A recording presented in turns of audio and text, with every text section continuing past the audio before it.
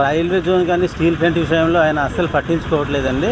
ఇక్కడ అలాగే సంవత్సరం తరబడి ఆ ధర్నా కంటిన్యూగా అవుతుంది తప్ప ఆయన ఒక్కరోజు కూడా వెళ్ళి వాళ్ళకి సంఘీభావం తెలిపిన సందర్భాలు కూడా లేవండి. ఈ 5 సంవత్సరాల్లో ఒక్కసారి కూడా పార్లమెంట్లో మాట్లాడింది లేదు స్టీల్ ప్లాంట్ కోసం.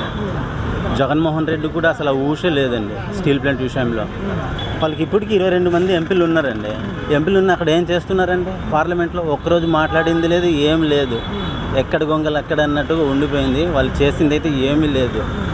అసలు యువకులకైతే అసలు ఉద్యోగుల విషయంలో అసలు పట్టించుకోవడం లేదండి. అసలు అంటే అది ఆక్రమించి అలా కడుతున్నారండి. రేపు ఎవరో ఒకరు ఈ జగన్ కాదు, ఏ గవర్నమెంట్ వచ్చినా అది గవర్నమెంట్కి ఇంకా చెందుతుంది.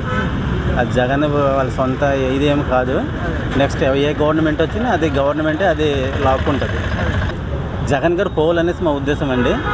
ఆయన ఉంటే మళ్ళీ మాకు ఫ్యూచర్లో అయితే ఇంకేం ఉండదండి, జాబ్లు కూడా ఉండవు. జగన్మోహన్ రెడ్డి ఉంటే ఫ్యూచర్లో మేమైతే ఇంకా కూటమికే మేము ప్రాధాన్యత అయితే ఇస్తామండి.